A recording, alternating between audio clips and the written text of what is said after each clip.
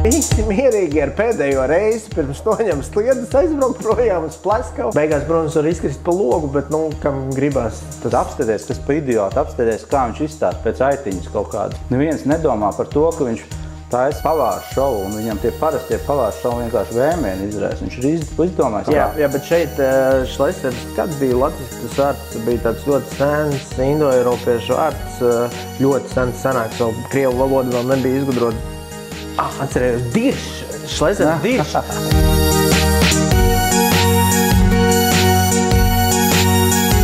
Labvakar, labrīt, labdien! Dārgie skatītāji, šodien jau otrais raidījums Baltā loža ar Dāvi Staltu un Māri Mičerevski. Sveiki! Sveiki!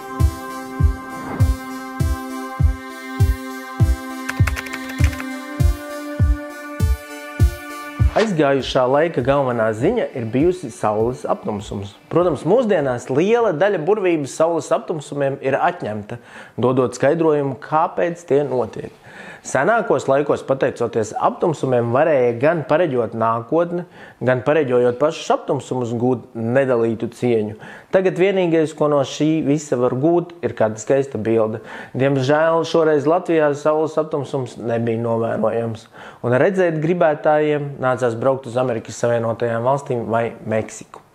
Latvijā toties līdz krimināllietas ierosināšanai ir nonākusi līdzīga lieta kā saules aptumsums. Bijušais deputāts Reinis Notiņš apsūdzēts naida kurināšanā vainu pastiprinošos apstākļos. Diemžēl ļoti daudz noziegumi, kur naidu kurina vatas pārstāvi, līdz krimināllietai nenonāk. Kamēr šis gadījums gan bijušajam deputātam draud ar reālu brīvības atņemšanu. Taisnību sakot, gan jāsaka, ka Notiņš arī, diemžēl, ir izdarījis visu, lai sekas būtu smagas. Tagad vienīgi varētu ieteikt bijušajam deputātam ātri nodarīto nožēlot, uzsākt ārstniecību pie narkologa, kas iespējams tiesā varētu tikt ņemts vērā kā vainu mīkstinošs apstākļus. Tikmēr Ušakovs un Amerikas nav zaudējuši savu Eiropas parlamenta deputāta imunitāti. Pēc Eiropas parlamenta domām apsūdzības kukuļošanā Amerika un Ušakova kungiem esot politiski motivētas. Tā savukārt neuzskata viņu kolēģis Ivars Ijaps, kurš aicina sodīt gan Ameriku, gan Ušakovu, gan Kariņu un viņa pilotu. Tikai Juris Pūce esot fiziska persona, nevis juridiska, un Latvijas attīstībai ziedojuma jautājumā viss esot senas ziņas. Daudz bija dzirdēts par dažādu darbību dekriminalizēšanu, taču Tieslietu ministrija virza likumprojektu par seksuālās uzmākšanās kriminalizāciju.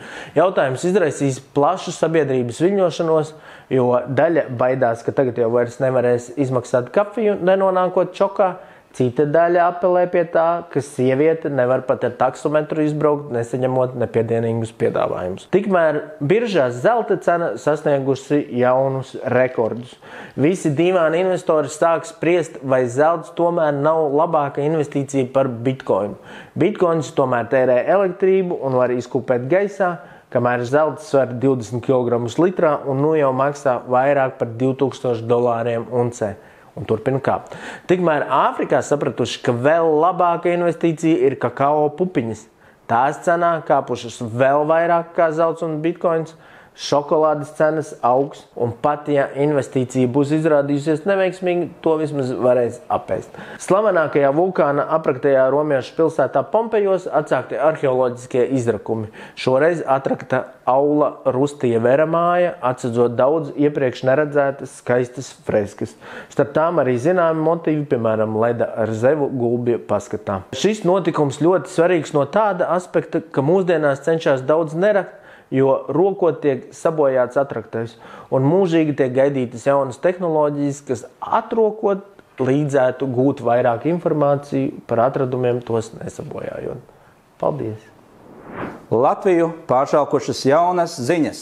Siltumnīcas efekts tuvojas ar vien lielāku joni un demonstrē mums savu karsto roku jau aprīļa mēnesī.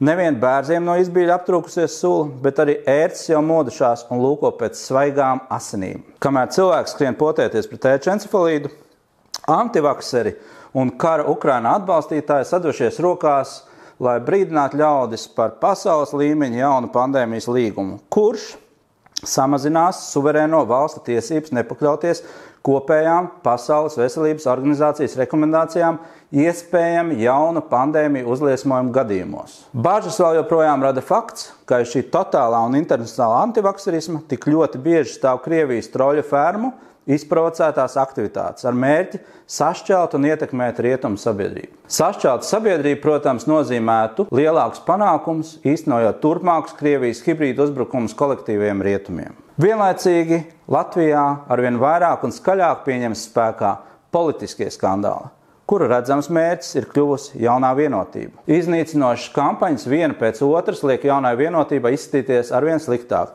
taču gaidītie vēstījumi par citu partiju netīrajām virtuvēm izpaliek vai ir mazjaudīgi. Tomēr, tuvojoties Eiropas parlamenta vēlēšanu dienai, pieņems spēkā arī vienas citas partijas Latvijas attīstībai antikampaņa par 2 gadu veco nelikumīgo ziedojumu faktu, kur knābi tā arī nav izdevies ierosināt krimināllietu, lai gan faktoloģiskā materiāla šķietam vairāk kā nepieciešams. Rebaltika metusies pētīt šo stāstu un tieši progresīvo partiju izrādās visvairāk sašutusi. Kā tā var? Acīm redzam, Eiropas parlamenta kampaņā priekšplānā blakus kristāli dzidrajai Nacionālajai apvienībai sāk aizvien stabilāk nostāties Latvijas attīstības pabrika un iebi. Nekā vīri, tautai nu tiek atgādināti jūsu nedarbi. Kuras partijas būs nākamās? Vai vispār tādas būs? Tas ir jautājums.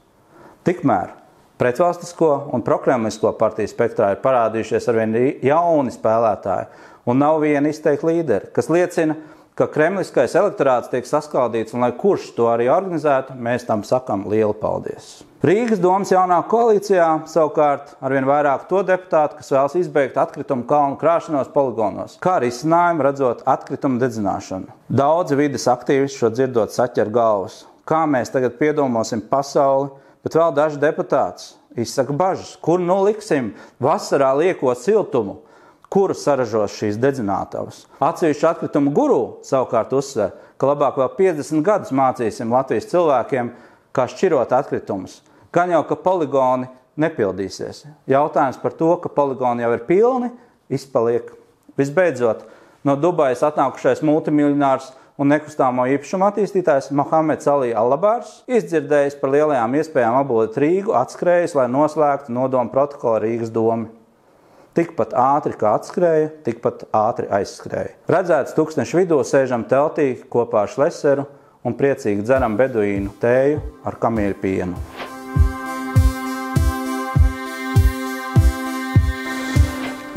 Māri, laiks vilkt vārdus. Tos rītdien nosauksim, bet var arī šodien. Un tu pirmais vārds trāpās tāds Ņujorka. Kas sāks? Es domāju, ka tu arī sāc. Pastāsti, ko domā tu par Ņujorku? Ņujorkā man šķiet ir viens no pasaules centriem, visdažādākā nozīmē. Pilnīgi piekrīt. Bet man viņš asociējas ar manu bērnības braucienu turien. Man bija 13 gadi, 14 tikko pēc Padomju Savienības ar mammu pie radiem uz Ņujorku. Protams, apmeklējām Broadveju, Metropolitānu operu, Centrālo parku, Madonas dzīvokli, kurā es nesapratu, kāpēc man nelaiž iekšā. Bet cerot 13 gados tu to tā nenovērtē. Tagad es kā sapni viņu atceros, to Ņujorku. Man starp citu ļoti līdzīgi. Man pirmais ārzemju brauciens bija arī uz Ameriku tieši. Uz Čikāgu un Ņujorku, un man tas arī palicis atmiņā. Es gan pēc tam esmu vēl bijis Ņujorkā, man arī liekas pasaules centrs tajā visā. Un tagad pirmo reizi tu tur nonāc, tad tu saproti to varenību, kas tur ir, un tagad tu esi kaut kad vēlāk, es biju Krievijā, un tagad Krievijā runā, mēs tu pret amerikāņiem kaut ko domājam, pagaid tu aizbrauc uz Ameriku un paskaties, kā tur dzīvo, un paskaties, kādā sūdu bedrē tu dzīvo, un tas nav salīdzināms. Bet kas man vēl Ņujorka, par ko liek aizdomāties, tagad bija internetā klīta tāds Māris Ruks, kurš stāstīja, ka visi latviešu vārdi esot no krievu valodas cēlušies. Tas ir tāda paša līmeņa, kā bija 20. gadsimta sākumā tāds traks, bet gudrs atšķirībā no neteikšu, kur viņš bija tāds Jānis Teiks. Viņš atkal bija izdomājis, ka visi vārdi no latviešu valodas cēlušies. Un Ņujorkā esot cēlusies no tā, ka tur atbrauc tas pirmais un saka Ņujorka. Reku Jurka, jā. Tā kā ieņurkot? Nē, tā kā, Jurka. Tā kāpsim krastā un tu uztaisītu to nojurku. Un tāpat Berlīna, esot no tā, ka Berlīne un Maskava, jo maz kāva, un tāda viņam bija tā etimoloģija, tā līdzīgajā etimoloģija. Bet īstenībā baigi interesanti Hudzons, vai ne? Henrijs Hudzons, holandietis, kas viņu tur atklāja pēc būtības. Jā. Tas ir interesants stāsts, ka holandieši kā baigā mazā tāda nācija, cik viņi bija tajā laikā, ka viņi kolonizēja daudzas vietas pasaulē. Viņi jau bija kaut kāda 1 miljonu nācija, nemaldos. Es domāju, tajā laikā vēl mazāk viņi bija. Es neesmu skatījies to viņu demografiju, bet tajā laikā viņi tiešām bija mazāk. Kā tas sanāca, ka viņi starp lielajiem? Tas ir tā latviešu Nokia, ja mums parasti vienmēr patīk teikt, ka mēs esam mazi, ja, un mēs arī esam, un diemžēl arī dumi bieži ir mēs esam, bet tad, ja sanāk bišķi kopā un tā kā domā, kā tad dzīvot labāk un nevis tā kā citi skatīties, jo tas, kā dzīvo citi, tas jau ir nokavēts, viņi jau to jau ir, tu nevari to izdarīt, bet kaut ko jaunu izdomā. Tad tu vari kļūt par ietekmīgāko pasaulē, pat ja tu esi ļoti maza nācija. Viņi tur veida, viņa viena no pirmajām, ja pat paši pirmie izdomāja biržu, viņi biržā tirgoja tos uzņēmumus, kas tajā laikā tur bija ļoti īpatnēji, ka tur vienkārši kuģis brauc uz Indonēziju pakaļ garšēlām, kas tajā laikā bija ļoti dārgas. Tu visi nopērk akcijas, par to ir tas piķis kuģim, tad tur aizbrauc, atbrauc apakaļ, visi paliek bagāti. Viņi tur ar tiem tūpju sīpoliem tur ņēmās trakāk nekā ar bitcoinu un ar visu pārējo. Viņu tas ģēnijs bija tieši tā tirzniecība. Tā laika pirmā modernā tirzniecība tirgojušies visu laiku. Viņi atklāja to tirzniecību, ar ko tagad vēl visi tur Forexā maucē un kas tur vēl, tas viss nāk no holandiešiem būtībā. Ja. Kaut kādas iezīmes ir agrākas vai vēlākas, bet tu esi bijis Ņujorkā? Jā, man ļoti patīk. Bija statujā? Uzbrauc augšā Amerikas mātē? Es augšā neuzbraucu, es braucu garām. Tur varēja braukt ar tādu kuģi bez maksas garām. Un tur bija tā, ka ja tu ātri skrien, tad tu bez maksas tiec arī apakaļ uzreiz uz Ņujorku. Ja ne, tad tevi atstāja uz kaut kādām 3 stundām Staten Island, kas tajā 99. gadā bet beigām izkasta. Un es atceros, es skrienu apakaļ uz to kuģi un skatos, man blakus tie, kas skrien, ir tikai ortodoksālie ebreji un cilvēki no Austruma Eiropas. Tas ir forša kompānija, tad es arī desoju tie, kas mēģina apčakarēt sistēmu. Bet interesanti to Ņujorku. Man vispār, man bija viņa tāda pagājis uz kaut kad atmiņā un tagad atkal kaut kā uzplanē. Laikam ar to Krievijas ietekmes, mēģinājumu palielināt Krievijas ietekmi visā savā bijušajā impērijas teritorijā. Bet Ņujorka, viņi ir vēl joprojām tāda rietumu pasaules centrs, vai tomēr mums Eiropā viņš ir? Nē, es domāju, ka Eiropā viņš noteikti nav, diemžēl. Kāpēc? Berlīna? Nē, ne tu. Zini, tā ir kaut kāda sajūta par to. Viņu pilnīgi var just to enerģiju. Viņa ir kaut kāda grūti pateikt, kur tu viņu redzi, bet viņu var sajust. Kur tu redzi, kur ir tā ietekme uz pasauli. Tā Ņujorka, viņa elpo 24 stundas, tā kā sirds pukst visu laiku, un tas diena vai nakts tur visu laiku, tur ir tas tāds, tu jūti, ka tur visa pasaulē ir pievienota. Eiropā, Berlīnē točni to nevar just, Londonā drusku var just, Parīzē nedaudz var just, bet mazāk nekā Ņujorkā. Un kas ir nenormāli, man šokēja, ka to sāk just Varšavā. Tas gan ir labi. Jā, tas ir labi, protams, ka tas ir labi. Varšava sāk virzīties uz to, es domāju, viņi vēl ir tālu līdz Londonai, ja, bet viņi dodās tajā īstajā virzienā. Nu jā, mums jāizbrauc uz Ņujorku laikam. Un uz Varšavu. Varšavā nesen bija, tur forši. Tagad es vilkšu tev. Jā. Pozitīvs. Man pozitīvs ir tā, ka es nekad neesmu bijis pozitīvs. Es arī neesmu. Bet mēs abi nobalsājām par pozitīvs. Jā, jo man ļoti, tāpēc gribēju teikt, bet man ļoti patīk. Viedoklis ir, man ļoti patīk. Kā tu varbūt viedoklis tev patīk, neesi bijis?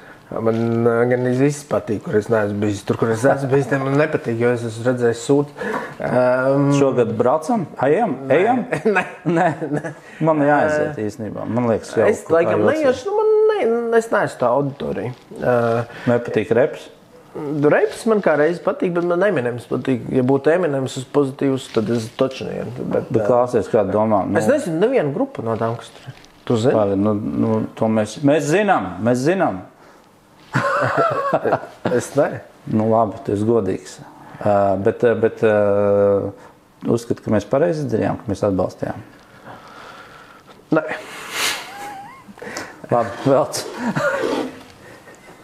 To nevajag paturpināt? Nevajag paturpināt. Okay.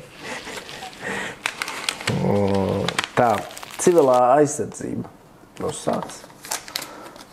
Tā, civilā aizsardzība, tā jau vairāk tava un vicemērs Lindas Ozols. Tāpēc runā tu? Baigi forši, ka es pirmo reizi mūžā sāku saprast, kas ir civilā aizsardzība, pateicoties jums. Un Rensonam. Tas Rensons Gins Rīgas domē ir civilās aizsardzības virzītājs, praktiskais virzītājs, un mums baigi maz laika, vai ne, lai to civilo aizsardzību sakārtot tādā līmenī, lai cilvēki varētu sākt justies droši Rīgā. Man liekas, nekādas patvērtnes mēs nevaram atjaunot, ja tas viss ir nolaists pilnīgā dibulā.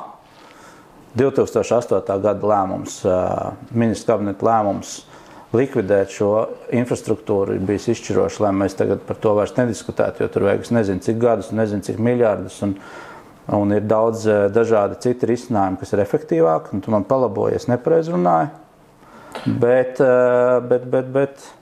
man liels prieks, ka kaut kādas virzība ļoti ievērojami notikusi, un pirmais seminārs tikko bija, vai ne? Jā.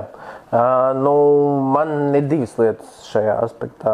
Es negribu izplūst, jo par to var ļoti ilgi runāt par cilvēku aizsardzību, bet īsumā es vienmēr skatos kā vēsturnieks, ja tā kā Dagnija teica, limuzīns jāņa naktas krāsā, kaut arī es īsti, kas tikai mācījos uz vēsturnieku, es jau neesmu vēsturnieks, bet kā vēsturnieks es varu teikt, ka vēsturē vienmēr ir tā, ka gadās kaut kādi cilvēki īstajā vietā, un tad kaut kas notiek, vai arī gadās neīstajā, un tad nekas nenotiek. Un ar to civilo aizsardzību ir tā, ka baigi forši, ka tur ir Linda Ozola trāpījusi. Jo tieši tas, ko viņai bieži vien pārmeta politiskie oponenti, ka viņa tāda teicamniece, kas bieži ir besīga. Man pašam, es atzīšos, arī kaut kad ir licies, un ko viņam var ņemties kaut kad agrāk, kad mēs bijām opozīcijā. Un tieši šobrīd tas ir nostrādājis, ka mums ir kaut kāda civila aizsardzība. Jā, viņa ir rudimentāra šobrīd, bet viņa ir, un pats svarīgākais, kas priekš manis pats svarīgākais, lai mēs zinām, kas notiks un ko mēs darīsim, ja kaut kas tiešām notiks nelabs. Jo ar tām bumbu patvērtnēm tur ir ļoti daudz mīti. Mums ir pilns, kas nav bumbu patvērtnes, nav bija padomu laikos bumbu patvērtnes, tagad nav viss nolaists, viss slikti. Ja. Pirmkārtām padomu laikos bumbu patvērtnes bija kādiem 15% Rīgas iedzīvotāju. Ja. Tagad ir cik? Tagad, būtībā viņas turpat arī ir. Jā, bet viņas var sakopt, var nesakopt, bet cilvēkiem ir tas mīts, ka viņiem liekas, ka tā bumbu patvērtne pasargā no tiešā trāpījuma, vai ka, tur lidos Iskanders, tu sēdēsi bumbu patvērtnē un paliks dzīvs. Tā nav. Piemēram, tur, kur Mariupolē gāja bojā 1000 cilvēku, viņi sēdēja bumbu patvērtnē. Bumbu patvērtne tevi pasargā tad, ja tev trāpa garām. Blakus, pat tālu blakus, ja tā ir balistiskā raķete, arī liela aviobumba, tu vari iet bojām, pat ja viņi nokrīt tur puskilometru tālumā. Bet bumba patvērtne tevi no tā pasargā. Un tāda bumba patvērtne, kādas mēs taisīsim, jā, būs tāda nepieciešamība un apzināsim jau tagad, kā un kur to var darīt. Ir pirmkārtām pagrabi, otrām kārtām tu vari vienkārši izrakt, kas gan ir ļoti nērti, jo dažreiz var gadīties, ka tev bumbu patvērtnē vajag pavadīt diennakti, ja, piemēram, tu tāpēc gribi, lai tur ir toalete, lai tu vari tur gulēt guļamais ūdens galu galā. Ja, tas viss ir nepieciešams. Gan tu aizrunāji. Sorry. Bet, jā, kādā ziņā man ļoti patīk tas, ka man ir tāda sajūta, ka mēs esam, es negribu teikt gatavi, bet gatavāki tam, ja tas būs nepieciešams. Kad domā, būs nepieciešams? Karš būs? Es domāju, ka nebūs mums. Nekāds, ne ārējais iebrukums, ne vietējie urla sacelšanās. Es domāju, ka nebūs tāds, lai mums būtu vajadzīgi šādi soļi, bet vislabāk, ja mēs tam būsim gatavi. Jo foršāk ir tad, ja mēs būsim gatavi, jo mums viņus nevajadzēs. Nevis tad, ja tomēr notiek kaut kas, un tad, bet mums taču likās, ka nekas nenotiek. Nu, tā, tas labāk ir otrādi. Es tāpēc ar citu suni apdrošināt taisos, viņš visu laiku nolauž zobu, un es tā domāju, kā es paņemšu to apdrošināšanu, viņam nekas vairāk nebūs, bet labāk, lai viņam nekā nav. Nes tad, ja viņam ir, un tev visu laiku par to ir jāuztraucas. Tad tev ir jābūt. Nē, es tikko vilku. Nē, es jau. No, ir es tevi apčakarē. Jā, atkritumi. Oi. Nu, atkritumi ir tā, man tāda laba draudzene mani sauc par, ziniet, tā populāri ir Zero Waste, un viņa mani sauc par Max Waste. Jā, viņa mani sauc par Maxi, un tad Max Waste, un kur mēs šodien runājām, cik mēs kurš saražojam atkritumus, un mēs sapratām, ka es saražoju uz pusi vairāk atkritumus nekā tu. Tā, laikam, tādā vidēji. Bet toties tu varbūt vasaras mēnešos ražo mazāk. Es kā vienādi pa visiem mēnešiem izlīdzsvarojās. Man arī vienādi. Bet tu esi pret to Zero Waste un tu esi pret atkritumu šķirošanu, jā? Nē, es neesmu pret. Man vienkārši pašam, es varu teikt, kas man satrauc atkritumu ziņā. Mani satrauc, es daudz esmu dabā. Un man baigi griebjās, ka cilvēki izmet atkritumus dabā. Jo dabā viņus neviens nesavāc.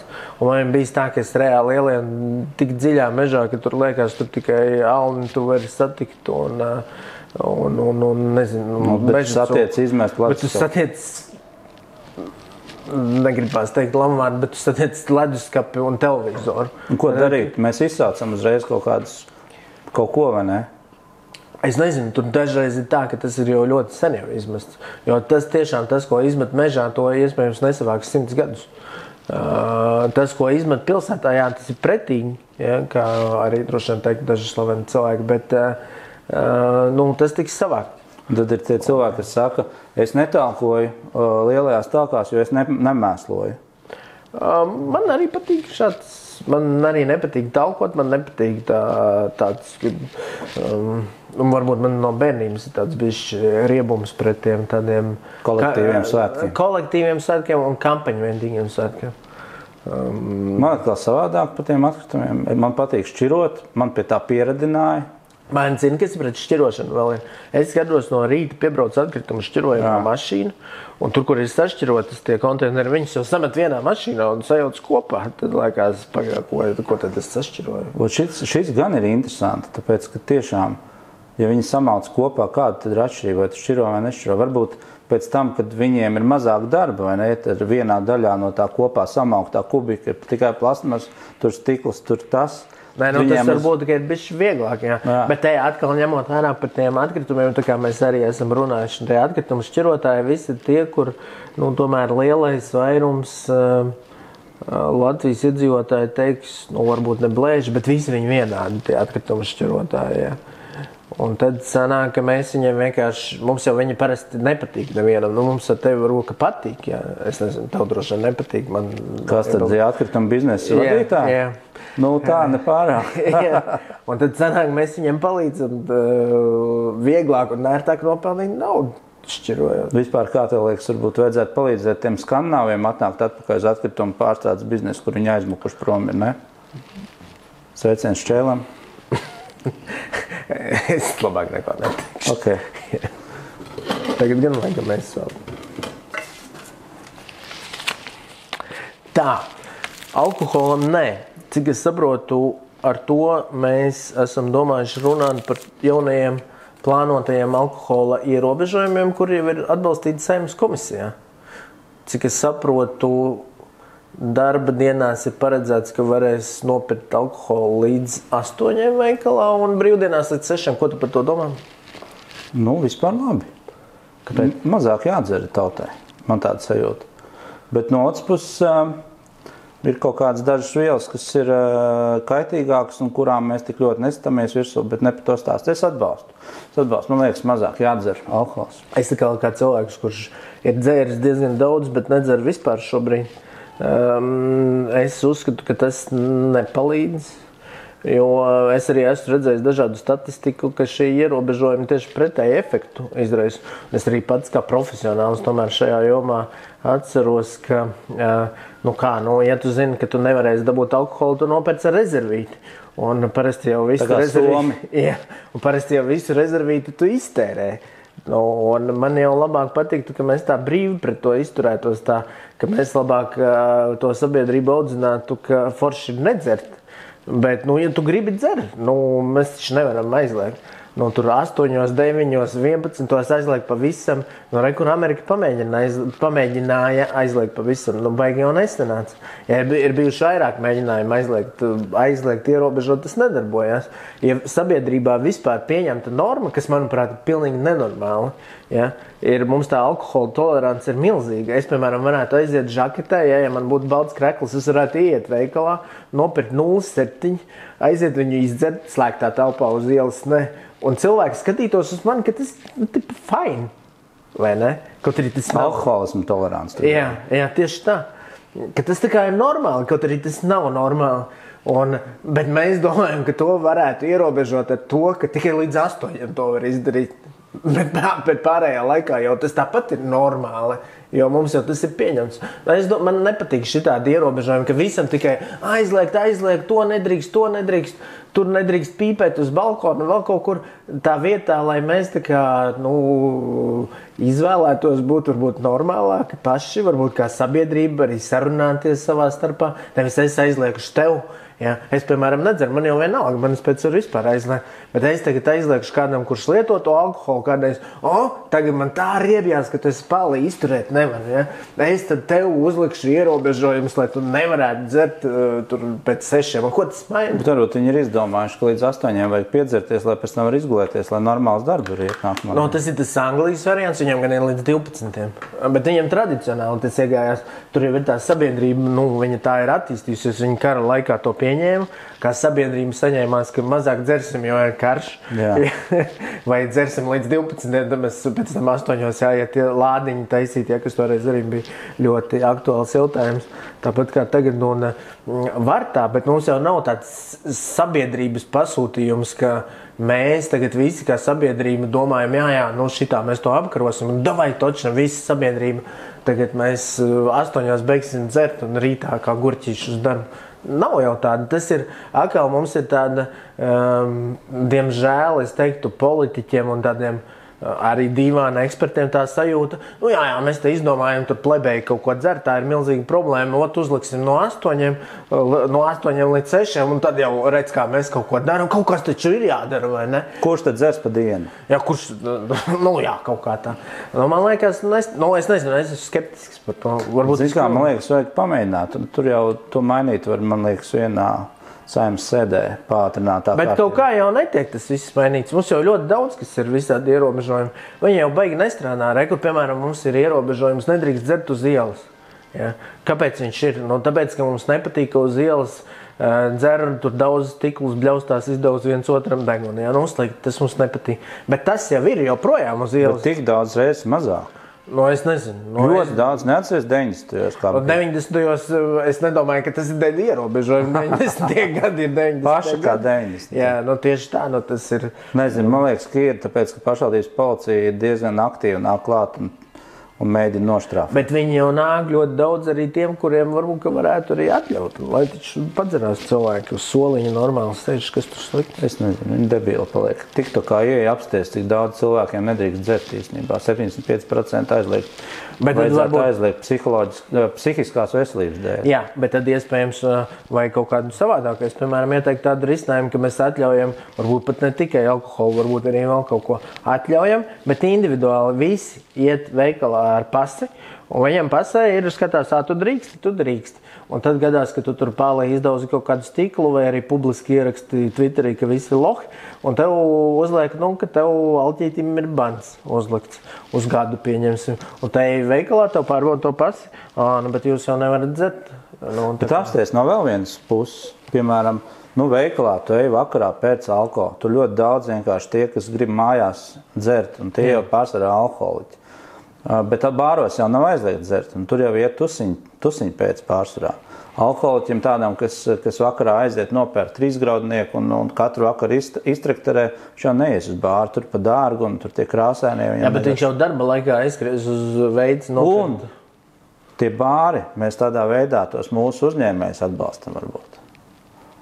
Nevis lielos alkohola tirgotājus, kurus, kā tu zini, viņi tur tagad ļoti labi izpildās, eksportējot uz Krieviju alķīti.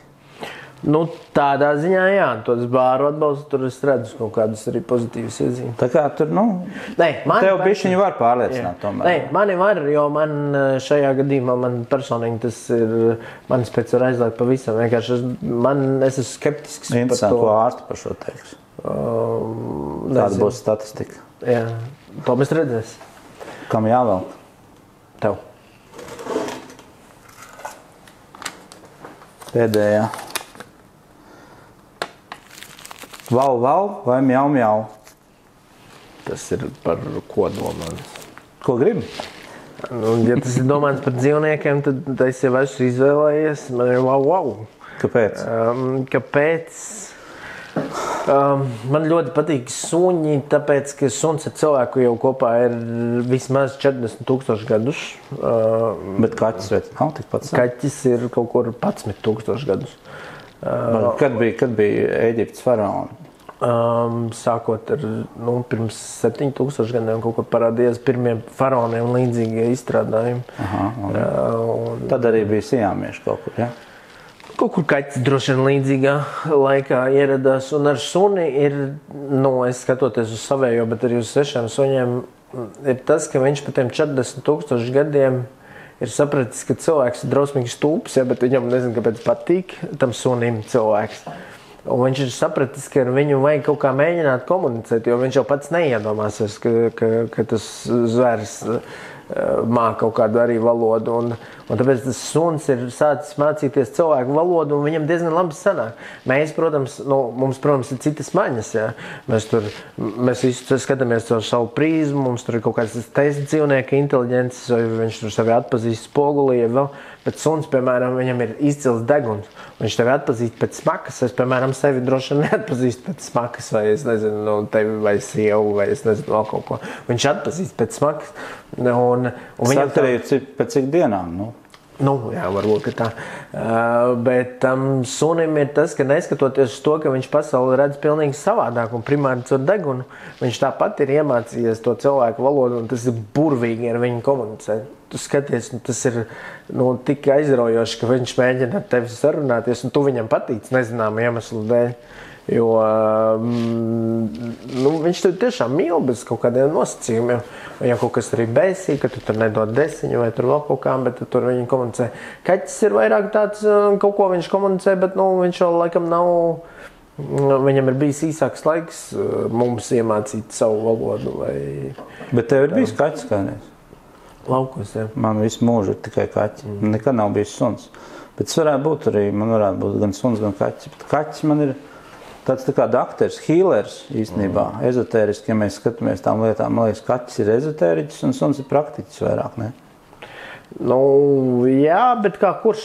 Mans suns ir arī diezgan ezotērisks. Viņš ir tāds pa pusē suns, pa pusē kaķis.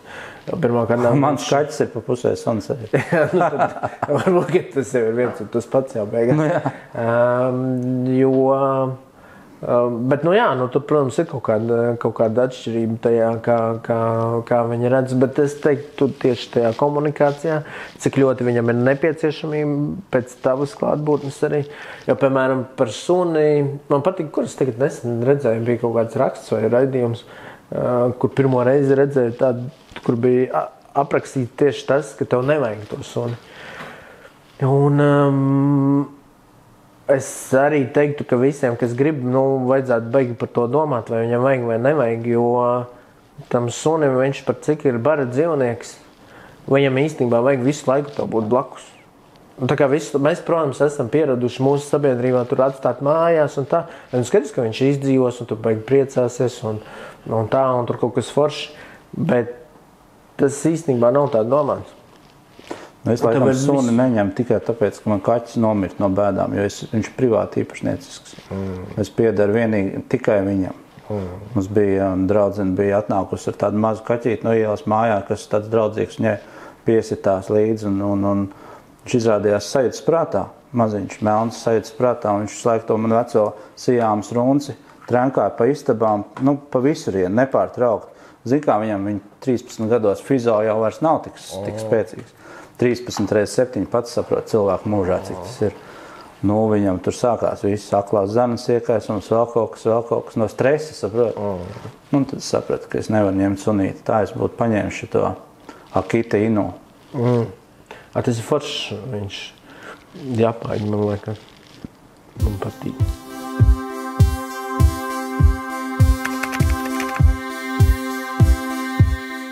Nebūs atpakaļ. Jūs redzat, tauta nebūs, ja jūs nemācīsieties, ja jūs nepastāvēsiet. Jūs esat vajadzīgi vienkārši kā pirkšanas pārdošanas mehānisms. Latviešu tauta, jūs man dzirdat? Jūs nebūsiet, bet rietumi iznīcinās Latviju. Vēl daži 10 gadu palikuši. Ko jūs sauksiet par attīstību, bet tirgus jau nav attīstība. Jūsu vērtība ir tirgus, pirkt un pārdot morālie kropļi. Jā, morālie kropļi. Morāli kropļi. Nē, nu. Kā sauc šo kungu, zini? Tu man pateici. Pēters Kļava? Jā. Jā? Jā. Pēters Kļava. Tas bija Pēters Kļava. Es viņu zināju vārdu pēc. Viņš laikam ir bērnu ārsts, kurš viņš reanimatologs. Jā. Viņš ir ļoti labs ārsts. Bet es esmu novērojis ārstiem ir tāda problēma, kā daudziem intelektuāliem cilvēkiem, ka viņi tajā savā jomā kaut ko sasniedz, un tad viņi nonāk tādos meklējumos. Un tad tur ir parasti 3 ceļi ejami. Vai no alkohols, vai no ezotērika, vai no reliģija. Un tad šeit ir laikam tāds ezotēriskais piesitiens. Un ļaunie rietumi. Vispār viņam ir aizvēries šķirmes, jo es atceros, viņš vienu brīdi bija tāds maigas dabas ārsts, kurš runāja par to, cik šausmīgi, ka bērni mirst, bet ka mēs nedzīvojam tikai vienu dzīvi un ka ir jāpieņem nāvi tomēr kā normāla parādība. Tagad viņš lamā latviešu tautu par to, ka mēs interesējamies tikai par pirkšanu un pārdošanu. Jā, un tas... Un stūbie rietumi. Jo, stūbie rietumi, ko viņš piedāvā? Austrums droši vien. Vai no austrums, vai aiziet pastelās uz mežu, ja? Vai var jau, protams, bet es nedomāju, ka tas ir labāks veids. Un visi šitie, kas šausminās par tiem rietumiem, visi citi ir sliktāki varianti. Man vēl patīk, diezgan labs variants ir Andamānu salās. Tur ir iekonservējusies civilizācija 10-15 tūkstoši gadus. Ja? Viņi nav ar nevienu citu kontaktējušies. Viņi tur dzīvo, viņi ievēro savas tradīcijas Andamānu salu, ar nekādu ļauno rietumu ietekmi tur nepieņem, bet viņi tur skraida, ja kāds tur atbrauc, viņi šauj ar būtām un tā. Var teorētiski, bet mums tā vieta tad vajag nomaļāku. Mums ir diezgan nomaļa vieta, tāpēc jau arī latviešu civilizācija ir diezgan arhaiska, mēs jau runājam, diezgan arhaiskā indoeiropiešu valodā, un arī somu, kur pārstāvi ir saglabājušies no seniem laikiem, ja. Jo šeit ir meži, purvi, augsti, odi ir, ja, slikta šmiga un viss slikti, un tāpēc te var labāk saglabāties, bet ja grib tā kā Pēters Kļava, tad vajag uz Andamānu salām braukt vai sētu, uztaisīt apkārt un dzīvot. Un cik viņi tur ir? 500 vai 1000 Andamānu salās? Tad mēs esam par daudz, 2 miljoni nevar dzīvot noslēgti un nedzīvot kādā no tām civilizācijām. Un ja ir jāizvēlās civilizācija, man liekas, rietumi ir uzsvaršā. Man liekas, ka viņš spēlējās baigi rupji ar tādām kaut kādām svarīgām mums svarīgiem vārdiem, latviešu tauta, morālie kropļi, ka mēs esam, un viņš caur tādu super agresiju domā, ka mēs visi te attīrīsimies no kaut kādiem vispārēji pasaules uzslāņojumiem, kas ir pilnīgi visām tautām, komercializācija un tā tālāk. Bet baigi bīstam, jo agrāk es domāju, ka Pēters Kļava ir tāds mūsu viens no intelektuāliem ziediem, līdzīgi kā Rubens un Alvis Hermans, un viņi visi kopā, es atceros, gāja pie Dalai Lamas uz pieņemšanām, un kad tu sapulcēji šos cilvēkus vienā telpā, es atceros Saeimā uz pieņemšanu Dalai Lamas, tad tur bija tāda izstaroja, tāda gaismas enerģija no viņiem, ka varētu ar viņiem kopā taisīt kaut kādu pozitīvo revolūciju. Tagad viņi sadalījušies pa sastāvdaļām, Un viena daļa no viņiem stāsta, ka mēs esam morālie kropļi un ka jāstās austrumu virzienā. Tas baigi bīstam. Mums paliek maz to cilvēku tādu tīru, kas cīnītos par mūsu tautu, par tām vērtībām, par kopējo tādu spēku. Viņš noniecina mūsu spēku. Jā. Viņš, es domāju, ka kaut kā nejauši ir uzsūcis to, kas būtībā ir Krievijas narratīvs par ļaunajiem rietumiem. Tur brīnums, ka vēl geji neskanēja un kas tur vēl tur tie klasiskie, bet es domāju, ka tur bija iekšā, šeit bija tikai tas tirgus izcelts, bet, droši vien paskatītos vairāk, gan jau būtu arī citas tās klasiskās tēmas. Ko tirgus? Visa pasaule tirgojās jau kopš nauda ir izgudrota, tas ir 5000 gadus tirgojās. Un kas tur slikts? Bet varbūt kaut kādā ziņā viņš caur to, kādā veidā sabiedrība kopumā degradējās un pazūda kaut kādas ētikas un morālas normas, viņš varbūt iedomājās, ka viņš kā tāds pravietis varētu modināt visus. Šitais atkal ir. Viņš domā, ka tās morālas normas ir pazudušas kaut kur. Bet, ja tu palasi vēsturiskos avotus, tad tu redzi, ka tās morālās normas nekad nav bijušas īsti. Viņas jau nav. Vienmēr viens un tas pats, tās problēmas ir vienas un tās pašas visu laiku bijušas. Tie paši geji mūžīgi piesauktie, ja? Viņi ir bijuši gan senajā Grieķijā, gan Romā, gan pat viduslaiku Eiropā, kur teorētiski ir kristīgi ļoti. Ja? Un tāpat tur bija geji, bija karaļi geji un bija nekaraļi geji. Un viņi pie baltu pagāniem. Un bija baltu geji, noteikti tikai par tiem nav rakstīti avoti. Visi tas iedāja tikai mitoloģiskās dainas un bija apgarot.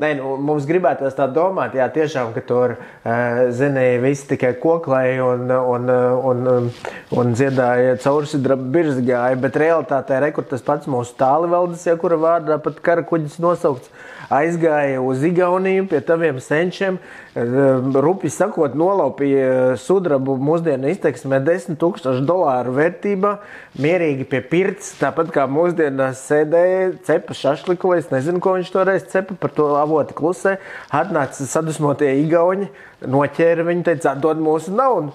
Viņš teica, ej dirst, un tad viņu, kā hronikā rakstīts, iztepa kā zivi uz uguns. Tādi bija tie tikumi. Mani senči gāja kopā ar Tālivaldi pret tiem igauņiem. Tad viss labi. Bet, un arī nauda, jau toreiz bija nauda. Nevar teikt, atnāca, es nezinu, rietumi, un tad tikai nauda parādījās. Šitā naudas staigāšana te 1000 gadus staigāja, viens otru svildināja dēļ naudas. Bet ko mēs varētu pravietim Pēterim Kļavam novēlēt? Mēs varētu pravietim Pēterim, kaut kur jau tāds ir dzirdēts. Kaut ko citos rakstos. Pravietim Pēterim varētu novēlēt ļoti vienkāršu lietu. Neuztraukties par tām lietām, par kurām nav jāuztraucās.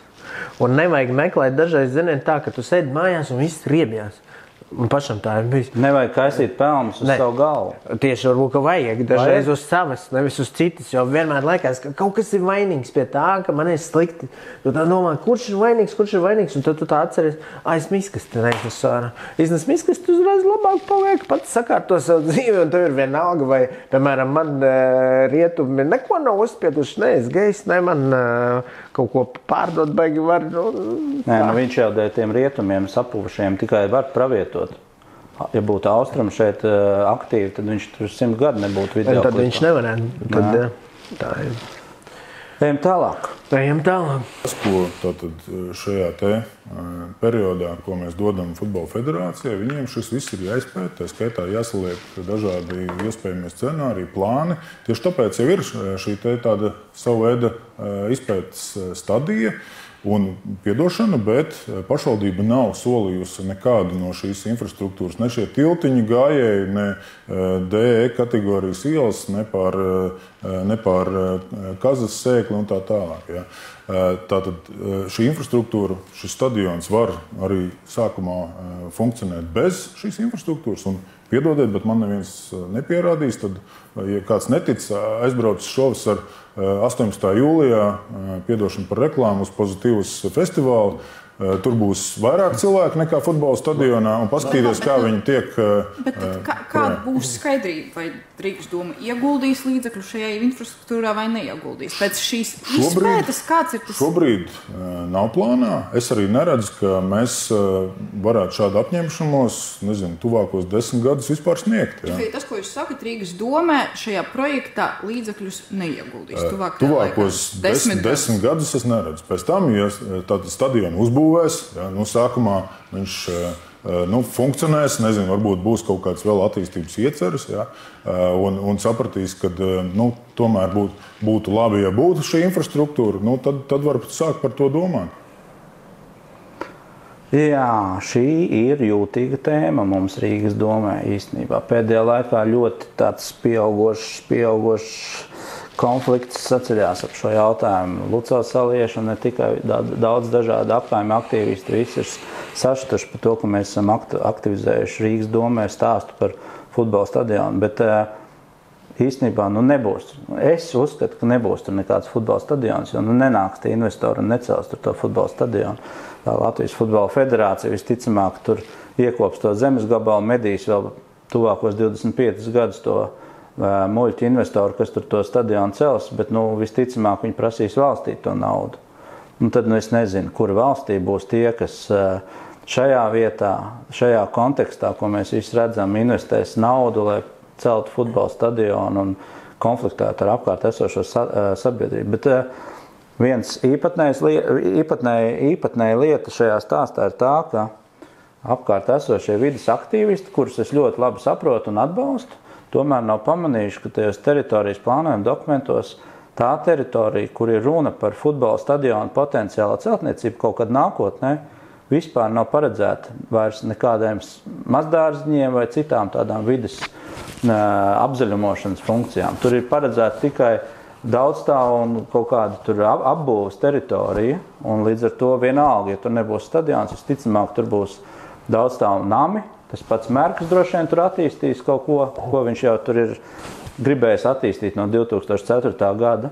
Un tad mēs nonākam Rīgas domē īstenībā ar šo jautājumu, par šo jautājumu runājot, mēs nonākam pie secinājuma, ka vides aktīvisti un attīstītāji kā vienmēr konfliktē savā starpā. Tas jau vēsturisks konflikts, jo tās ir unikālas zemes, unikāla vieta, ļoti liela šo zemju vērtība un ļoti liels potenciāls piesaistīt vispār uz kaut kādu apbūvi dažādas investorus. Man arī šajā, kāpēc arī par to vispār izteicos, jo uz mani varbūt īpaši vispār neatiecas tā stadiona būvniecība vai arī mazdārziņu vai Lucavas sala vispār. Uz mani vairāk attiecās Zaķu salu, es tur braucu Makšķerē, tur arī kaut ko būvē.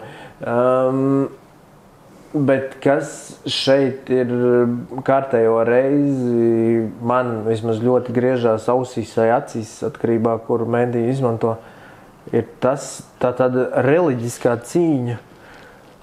Kāpēc tieši Lucavas salā? Kāpēc nekur es varbūt piekrītu, bet tikai ne Lucavas salā? Kāpēc tie dārziņi tieši Lucavas salā un nekur citur? Tad stadioni nekur, vispār nekur.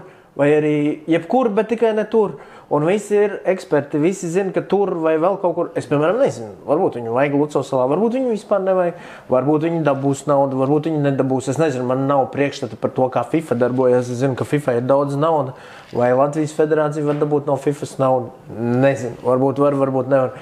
Varbūt Lucavas sala ir labākā vieta tam stadionam, varbūt viņa ir sliktākā vieta.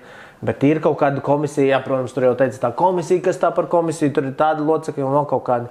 Bet es neesmu redzējis tādu komisiju, kur, tu tā ielikt mums šitā komisija, un tad Twitterī viss tātad, jā, šī gan ir komisija. Ja komisija saka, tad es piekrītu. Kurš tad būs? Mēs varam, Twitteris var būt komisija, varbūt tur vienkārši nobalso un tad pasaka, tur taisi, tur netaisi. Bet beigās jau tas rezultāts ir tāds, mēs jau Latvijā bieži to dzirdam. Tur cūku ferma, tikai ne pie manis kaut kur, kur te bija tā bezpajumtnieka patversme tikai ne pie mums, manā rajonā lai ir kaimiņu rajonā, viss tikai, nekas pie manis. Arī pat kaimiņus vislabāk projām. Nu, visus prom, neko pie manis ne. Man ir baigi forši visu atstāt tā kā ir un vēl kaut ko izmest ārā. Bet tikai neko necelt nekādā gadījumā.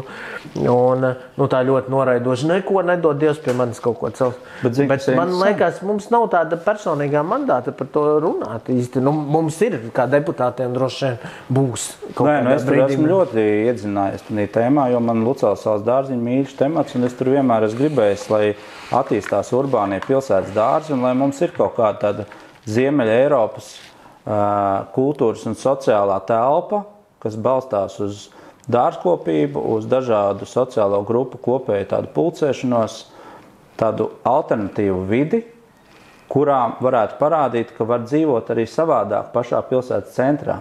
Un tagad, kas ir noticis, Rīgas domē ir tapis īstenībā ļoti profesionāls pilsētas attīstības departamenta paspārnē pētījums par to, kādā veidā šie mazdārziņi varētu attīstīties. Un tas ir noticis, nezinot, ka te kaut kādi iespējami investori parādīsies. Un tad ir jautājums tam, nu, kā mēs šīs abas lietas varam īstenībā saglabāt. Nevis vienu pret otru raidīt kā noliedzošos faktorus. Jo nav jau nekur rakstīts nevienā grāmatā, ka tā apbūve, kas ir tādā teritorijā paredzēta, ka viņi iznīcinās tos mazdārziņus, kas turpat blakus varētu saglabāties tā, kā to redz tas pētījums, piemēram. Te man tieši saslēdzās ļoti forši. Mēs sākām sarunas sākumā kaut kur viena no mūsu tēmām bija Ņujorka. Un Ņujorkā es tieši atceros, man riktīgi iespiedusies tā daina, tur ir tāda debesskrāpja. Un viņiem blakus ir tāda 18. gadsimta baznīciņa. Tur praktiski nav vēsturiskās apbūves, bet ir tāda baznīciņa. Un tai baznīciņai apkārt ir tādi paši 18. un 19. gadsimta kapi veci, kur ar jau padzisušiem uzrakstiem un rīktīgi skaisti. Un tieši kopā ar tiem debesskrāpiem. Un tieši tas urbānie dārzi, man liekas, nu kā, es pats arī esmu bijis Lucavas salā, man patīk ļoti. Tur man arī patīk tā ideja. Bet nu, viņa nav, nu, protams, visu vajag attīstīt jau uz priekšu, un tādā ziņā varbūt grūti pārmest, ka tur nu, nav jau kaut kāds gala variants. Ja? Nu, šobrīd viņi izskatās pēc līdzīgiem dārziņiem, tā kā dārziņa, piemēram, ja, kur nu, mēs nesauktu par baigo urbāno avangardu. Ja? Zini kā? Tur vajag vienu ritīgu līderi. Jā, no rīta līdz vakaram stāv un krīt. Tieši tā. Un tas būtu tas svarīgākais. Un es teiktu, ja tur pat uzbūvēs, nezinu, vienalga vai Šlesers vai Arābi vai FIFA vai vēl kaut kas, to futbola stadionu vai debesskrāpi vai vēl kaut ko, nav teikts, ka tie dārziņi tieši no tā neiegūs. Varbūt, ka tas būs tieši foršāk. Es nezinu. Tur tikai ir viena. Tur ir jābūt līderiem, kas tos dārziņu konceptu līdz galam tad attīst. Pretējā gadījumā tur pa vienam viņi sabruks. Ne, nu kā, jebkurā gadījumā nevar gaidīt, ka Rīgas domē tagad sēdēs kaut kādi 3 deputāti un izgudros ģeniālu dārziņu plānu. Ja? Nu, varbūt gaidīt var, bet nu, nesagaidīs to. Plānu var izgudrot, bet kas būs realizēts? Jā, nu, tas nebūs. Atskrien kaut kādi investori ar kaut kādu plānu. Kā Rīgas domē ir vienkārši, ja nāk kaut kādi, sevišķi, ja tas ir sports, ja vēl, parasti tas tiek atbalstīts. Jebkāds vienalga, vai tas būtu volejbols, šaks vai vēl kaut kāds sports, tad, kad nāk uz Rīgas domu, vai ir hokeja, tur prasa 100,000, ir sieviešu basketbolu, vai grib kaut ko būvēt, ja viņi paši grib būvēt, doma parasti atrod veidu, kā kaut ko var būvēt, vai rīkot, vai taisīt. Un būtu ļoti jocīgi, ja to neļautu, bet līdzīgi arī būtu ar dārziņiem. Es domāju, ja būtu kāds, kurš nāktu un teiktu, jā, mēs šeit attīstīsim, mums ir kaut kāda nauda, mēs esam kaut ko dabūjuši, mums vajag tikai to un to. Es domāju, tas viss notika. Katrā ziņā, man liekas, tā ažiotāža, pateicoties arī mēdījiem, ir daudz reiz par ātru, par agru, jo neviens tiešām netaisās kaut kādas ceļus būvēt. Mums nav tam nauda, mums ir jāsalabo ielas, kuras jau tā ir. Pateicoties tam, ka pēdējos cik tur 10 un vairāk gadus nav investēti normāli līdzekļi ceļu būvēt, tad viņi ir nodrupuši tā, ka pa maz neliekās. Es neredzu, kā tuvākos 10-15 gadus vispār kaut kādas citas jaunas ielas, kādā Lucavas salā taps. Nē, varbūt arī taps, bet man nepatīk tas, labi, šajā gadījumā es domāju, ka netaps, jo izskatās, ka tur tiešām nav naudas, bet es nedomāju, mums parasti vienmēr patīk, domāju, mēs esam atskatījušies, jebkurš jautājums, kas tur ir, kāpi kāds no opozīcijas vienmēr saka, kā jūs varat šeit tērēt 300,000, taču bērniem nav ko ēst, vai nav skolotājiem, nevar pie algas pielikt vēl. Bet mums ir simtiem tādi jautājumi. Jebkurš tas jautājums, jebkuram kā tu vari pielikt skolotājiem, ja glābējs saņem tikai 500 eiro mēnesī? Kā tu vari pielikt glābējiem 500 eiro mēnesī, ja bērniem nav zāles vēža ārstniecībai? Tu neko beigās nevari, jo kaut kam nav vienmēr. Un jā, tur var būt uzbūvējis kaut kādu ielu vai vēl, bet tas jau nav tāpēc, ne jau tāpēc mums sabrūk citas ielas. Ielas mums sabrūk tāpēc, ka 10 gadus viņas nav uzturētas tādā kārtībā, tā kā viņas vajadzētu uzturēt. Un būtu forši, ja mēs ietu vismaz tajā virzienā, ka viņas paliek labākas, nevis sliktākas. Tieši tāpēc mums tie līdzekļi primāri būs viņās jāinvestē. Un tieši tāpēc būtu labi, ja Rīgā kaut ko uztaisītu. Es nesaku, ka šo stadionu, bet kaut ko taisītu, jo vairāk šeit kaut ko taisītu, jo vairāk tad ienāktu kaut kāda nodokļu nauda, un ne tikai nauda, vispār notiktu kaut kāda dzīvība, un būtu vairāk nauda, par ko varētu sataisīt gan ielas, gan varbūt arī dārziņus. Varbūt tam potenciālam investoram, tam pašam, kas tur, piemēram, interesējās par investīcijām šajā te objektā, futbola stadionā, ir jāuzliek par pienākumu 1,5 miljonus investēt urbāno dārzu projektā. Varbūt, bet es domāju, ka tieši attiecībā uz futbolu man ir tādas aizdomas, ka tas, ko tu sākumā teici, ka tu netici, es arī domāju, ka diez vai futbols būs tas, kas attīstīs tos dāržus, bet tas, kas mums tiešām valstī ir bijis maz, ir meklēti tādi investori, kam tiešām ir nauda. Un, jo Latvija, lai kā mums pašiem ir patīk domāt, ka mēs šeit esam ļoti nepievilcīga valsts un nabadzīga un nekā mums nav, bet mums, piemēram, tiešām Eiropas un pasaules līmenī ir zemi nodokļi. Rekur pēc Brexita kaut no Anglijas aizgāja projām, tur Goldman Sachs un vēl visādi lieli uzņēmumi. Neviens no Latvijas nebrauc, nerunāja, ka nākat pie mums, uz Varšavu aizgāja, piemēram. Neviens neatnāca uz Rīgu. Varbūt, ka tur vajadzēja ieteikt, mēs jums ļausim nemaksāsiet tur, es nezinu, nekustamā īpašuma nodokli 10 gadus sataisiet ielas. Varbūt klausies Rīgas turisma investīcija attīstības aģentūrā, tas būtu jādara. Kādam tu, nezinu, varbūt man ar tevi tas būtu jādara, bet...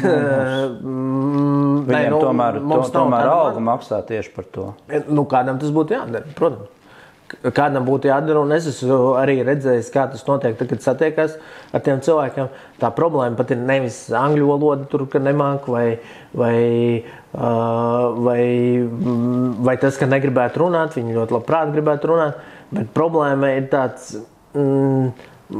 Es negribu izklausīties kaut kā negatīvs, jo man pašam, es dvēselē pats esmu pāķis, un man ļoti patīk lauķi, bet mums lauki, un es pats varbūt esmu lauķis, bet mums tas pāķisms ir arī kaut kāds tāds ļoti bremzējošs faktors, ka mēs tā kā baidamies, liekas, ko tā mēs, kāds tur Goldman Sachs, kāpēc Varšavā varbūt būt Goldman Sachs, ar ko tā Varšava ir labāka, mēs izējas punkts, jo mums ir gan izēja viens. Viņi māk labāk. Poļi kaut kā māk, jā, viņi ir pieraduši to rūtei no Somu, braukāt apkārt pa Eiropu un kaut ko tirgot. To, ko Pēters Kļavs saka, ka nevajag tā naudas erdzību, un tā poļi paņem tos rūtei no Somu, aizbrauc uz Londonu, uz Goldman Sachs un saka, nākat uz Varšavu. Bet jebkāda investora mums arī nedara, ja tur par tiem arābiem būs informācija, ka viņiem velkās līdz Krievu naudu, protams, ka mēs nekādā veidā nevarēsim to atbalstīt. Bet tā ir tā pati nelaime. Tā, ka mums visu laiku redz uz rietumiem aizbraukt ir grūti, jo tur kaut kā neērti jūtās cilvēks, tur rokas jāmazgā. Kāpēc neērti? Dēļ sliktas angļu valodas droši? Nē, es domāju, tāpēc, ka uz podu nevar kājām kāpt vai kaut kādu tam līdzīgu. Tie cilvēki? Nē, mums diemžēl ļoti daudz arī te ir kaut kur pat blakus tādi, kuriem ir problēma. Es domāju, mentāli kāpt ar mums. Nevis tiešām, mums tiešām varbūt jau ir iemācījies, ka nevar kāpt, bet mentāli joprojām gribās, un viņš aizbrauc, viņš neērti jūtās. Holandē vai Londonā tur ir tāda civilizācija, un tad viņš aizbrauc kaut kur uz Kursku. Tas ir kaut kāds aristokrātijas trūkums asinīs? Eiropas trūkums asinīs. Okay. Ejam tālāk. Izslēdzu. Es esmu gatavs vest ārā cilvēkus ielās, es to darīju pirms vēlēšanām. Ostu biznesa pārstāvis no visām 3 ostām, loģistikas biznesa, un es principā izmantošu varbūt šo iespēju. Beidzot, varbūt tās nāciet un aizstāviet savas intereses, jo šodien visādi kretīni, es atvainojos, nāk un stāsta, ka visu jāvar ciet tie, kas dzīvo no algas, tie, kas dzīvo no aizņemtās naudas, ja? Bet tie cilvēki, kas visu mūžu strādājuši nozarē, es vēlreiz saku, es atbalstīšu, ja tā būs vienota Eiropas politika, bet es cīnīšos, ja mūsējie gribēs iznīcināt šo biznesu. 3 ostas. Ostas ir bijušas simtiem gadu. Mazākas, lielākas, bet viņas šeit ir bijušas vēsturiski. Osta nav tikai fiziska vieta, kur ienāk kuģis. Tā ir tie ceļi, tie dzelzceļi un tā tālāk. Un es cīnīšos. Un tie, kas grib aizvērt, un es pateikšu to, ka, piemēram, apvienotais saraksts, viņiem ir Liepājas partija. Un mēs zinām to, ka, kad Sasks ir klusējis visu šo laiku, tikai tāpēc, ka šis lēmums viennozīmīgi arī radīs milzīgas problēmas Liepājas ostē. Pajautā man kaut ko. Nu, ko tu domā par šo kungu? Nu, godīgi sakot, šis kungs vienmēr ir asociējies ar kaut kādu Krievijas pēcdienas sagatavotu kungu, kurš visai veiksmīgi šeit ir darbojies Latvijas teritorijā un apkalpojas Krievijas biznesa intereses, kas, protams, vienmēr ir sapludināts ar Krievijas politiskām interesēm. Un tieši tas fakts, ka nekur tik ļoti nav sapludināts bizness ar politiku kā Krievijā, manuprāt, ir viens no vadošiem, kāpēc mums ir jādara tieši pretēji tam, ko saka šis kungs, jeb Šlesers. Un mums ir jāvar ciet robežas, jāvar ciet vēlams visai Baltijai, visai Eiropai, bet pat tad, ja citi kavējās to darīt, tas nevar būt iemesls, kāpēc mums to nedarīt. Mangāna rūdas tranzīta pārtraukšana ir pirmais solis, absolūti obligātais, kas mums ir jāizdara. Tāpēc vajag parakstīties par mangāna rūdas tirdzniecības... Kur? Mana balss LV. Jā, tad jāparakstās Mana balss LV par mangāna rūdas tranzīta aizliekšanu caur Latvijas ostām, caur Latvijas teritoriju. Un pat, ja jūs neticat, ka šie paraksti kaut ko dos, viņi liek politiķiem kustēties. Jo sabiedrības aktīva rīcība vienmēr liek politiķiem kustēties. Ja mēs nereaģējam kā sabiedrība, esam kūtri, tad arī politiķi nereaģēs. To mēs kā politiķi sakam. Jā, bet šeit Šlesers, kāds bija latviski tas vārds, bija tāds ļoti sens indoeiropiešu vārds, ļoti senāks, vēl krievu valoda vēl nebija izgudrota 3000 gadus, kad šis vārds jau bija. Viņš bija, atcerējos, diršs, Šlesers diršs, jā, tas ļoti sens vārds, viņš diršs, un daudziem šitiem te ir tāda tendence tieši šādi dirst, ka mums tas tranzīts ar to Krieviju te nodrošina visu bagātību un nekā cita nav. Tā bija laba dziesma, Krievija atpisies, Inokentijas Mārpis, mēs varam uzlikt to dziesmu. Mēs viņu uzliksim noteikti, bet šeit, kāpēc viņš diršs? Tāpēc, ka no Latvijas iekšzemes koprodukta šīs tranzīts uz Krieviju un vispār arī uz citām Āzijas valstīm, ne tikai Krieviju, viņš nesastāda nozīmīgu daļu. Mēs varam no tā atteikties un mums vajag no tā atteikties, jo mēs uz turieni vedam kaut ko, pat ne jau mēs jau no tā neko nedabojam. Šleseram ostā, viņam nāk nauda, viņam tiešām, viņu tas satrauc. Viņš jau tur, bet mēs, es šeit runāju nevis mani un tevi, bet Latvijas tautu, mēs no tā dabūjam gandrīz neko, tie ienākumi budžetā ir niecīgi. Šleseram viņi ir milzīgi uz Šlesera tā fonē, tāpēc viņš arī satraucās. Nē, es saprotu, ka īstermiņā tie ir 2% no iekšzemes koprodukta, bet ilgtermiņā, vidējā termiņā, kā saka tautsājumnieki, tas ļoti strauji izlīdzinās. Tas tieši nāktu par labu, jo ļoti līdzīgi ir to, nu kā Krievijas nauda, tā ir vieglā nauda. Tas ir tā kā savācēja saimniecība, viņi nodarbojās, ko viņi izrakteņus ved, jā, šurpu, turpu. Tas tā kā sēnes lasīt, tas jau pirms lauksaimniecības izgudrošanas. To, kas zemē mētājās, to atrod. Tas ir primitīvi atnāk un tad tev iedod, un vēl korupcija. Tas viņam arī laikam patīk, un tā ir vieglā nauda. Un tas, to sauc, ekonomikā ir tāda holandizācija, viņi saucās, kas ir par vieglu naudu. Ja, jau Holandē atrada Ziemeļjūrā naftu, un tas iznīcina daudzas citas nozares, jo tev ir viegla nauda nāk kaut kur. Un mums ir nevis nafta, ja, bet mums ir Krievijas nauda. Un tā Krievijas nauda dara to, ka tas apgrūtina citu nozaru attīstību. Iespējams, ka tas nevis iespējams, bet acīm redzami tas apgrūtina arī sakarus ar Eiropu, ar kuru mums vajadzētu sakarus. Jo šitie visi skrien pēc lētās naudas uz Krieviju. Un tāpēc, zini, ja ienāk tā lētā, tev ir grūti konkurēt, un tu zini, kāpēc tev domāt, kā dabūt grūtu naudu, ja tev ir viegla nauda. Bet tai vieglai naudai nāk visa šī nelaime līdzi. Un tāpēc es uzskatu, robežas ar Krieviju vajadzētu slēgt vispār uz visiem laikiem, jo tur nekad nekas labs nebūs. Un ja Šleseram tur ļoti patīk, viņš vienmēr var sapakot mantiņas, paņemt līdzi Tatjanu Ždanuku, un vēl varbūt kāds grib, un visi mierīgi ar pēdējo reizi pirms noņem sliedas aizbraukt projām uz Plaskavu, un tur būs baigi forši, varēs vadāt mangānu no Plaskavas uz Smoļensku, un izcili vienkārši. Beigās, protams, var izkrist pa logu, bet, kam gribās tas, kā saka, mūžīgi jau tāpat neviens nedzīvo.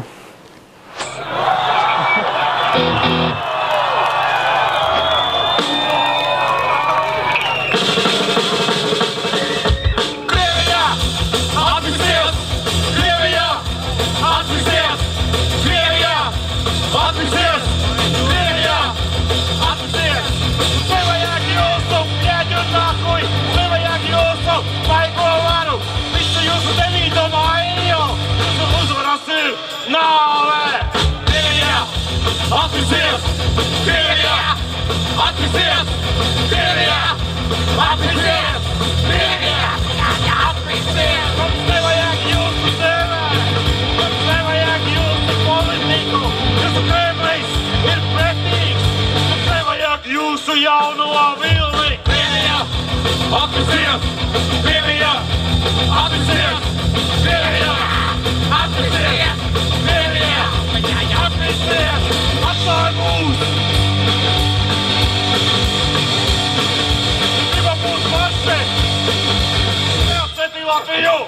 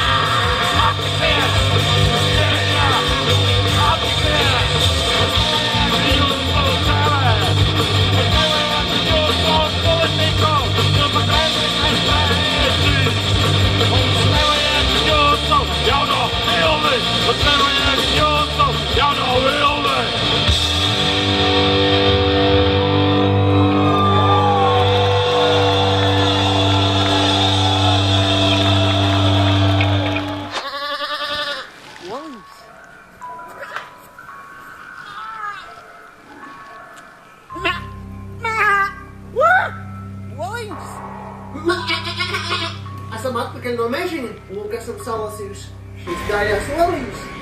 Iemarinēsim viņas sojiņā. Priekš kārtīgs marinādīts mums ir vajadzīgi ķipociņi un lociņi. Tos mums palīdzēs olgalvis ar nelieliem vūdu paņēmieniem sagriez. Šurum, burum, sagriežās lociņi un sīpoliņi. Šurum, burum, lociņi un sīpoliņi sagriezušies. Vēl mums kārtīgai marinādītei ir nepieciešams medutiņš un melnās sezama sēkliņas. Neaizmirsīsim arī par sojiņu. Pats galvenais tagad nomizot oliņas. Tā mums arī palīdzēs olgalvītes. Oliņas, oliņas. Nu, taču es redzēju šo. Protams, es skatos īstenībā visus. Gatavo ar Brehti, man ļoti patīk. Nu, vispār Brehti, es viņu pirmo reizi tā ļoti pamanīju, un droši vien daudz pamanīju, ka viņš to murālu bija uzzīmējis uz vienas skolas sienas. Īstenībā, godīgi jāatzīst, tas bija tādā konkursu žūrijas komisijā, kas to atbalstīja. Bet viņš uzreiz izprovocēja sabiedrības konservatīvāko daļu uz aktīvu debatu par mākslu, par ko viņi nekad nebija gribējuši runāt. Un tādā veidā pievērs uzmanību vispār tādām vārdu kombinācijā laikmatīgā māksla. Bet tas tad stāsts. Tagad šis, man liekas, ir stāsts manā uztverē par cilvēku, radošu cilvēku, kuram apkārtējā sabiedrība nenormāli garlaicīga. Un tad kādi tad ir tie varianti, kā tu sev izklaidē un kā tu īstenībā mēģina provocēt to garlaicīgo mierpilsonisko sabiedrību. Vairāk varianti. Vieglākais ceļš kļūt par alkoholiķi, izvēlēties dzert, tā tu sev apmāni, tā tu noķer kaut kādu kaifu, tas nav pareizais. Šādiem cilvēkiem īstenībā respekt, tāpēc, ka viņi izvēlās sarežģītāko, grūtāko ceļu konfliktēt ar apkārtējo sabiedrību, tādā veidā liekot aizdomāties, par ko vispār ir stāsts. Mēs mūsdienu sabiedrībā, kas man nenormāli kaitina, ir, ka pazūd kaut kāda zemtekstu izpratne, vispār analītika kā tāda, doma par to, kāpēc viņš vispār kaut ko tādu dara, ir tik ļoti trivializēta, kad apstāties, kas pa idiotu, apstāties, kā viņš izstāst pēc aitiņas kaut kādas un krusti fonā.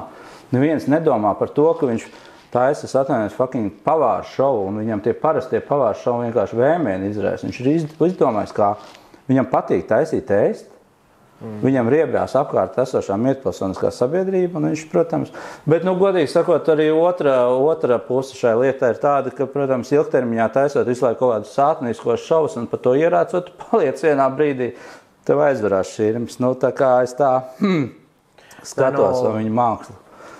Dažādi, jā. Man šeit ir tā sajūta, ka viņš ļoti labi dara to, kas ir māksla.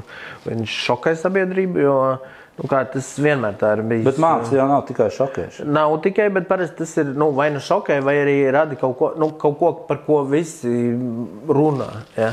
Piemēram, senajā Grieķijā arī tur Praksiteles uztais pirmo reizi pliku Afrodīti, ja? Un viņi, laikam, ja es pareizi tagad atceros, pasūta Atēnas, viņi ierauga, ka viņam plika, viņi, forši, bet, mēs nevaram pliku ņemt. Un paņem mēla, laikam, ja es tagad nejaucu, maza sala, paņem viņu, un tur sāk braukt turisti, un tā kļūst vispār par slavenāko Afrodīti, un vispār visu forši.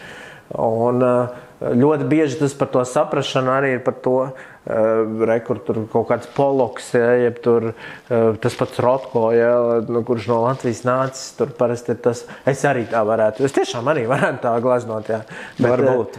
Ja, vai tā kā Picasso, ja, es arī varētu, bet man patīk, ka tas pats Picasso to ļoti labi skaidroja, tā, ka viņš bija uzšņāpis tur 3 līnijas un paprasīt par to 30,000, ja. Viņš saka, kā, par 3 minūtēm? Viņš saka, nē, par 30 gadiem, ja viņš paprastos.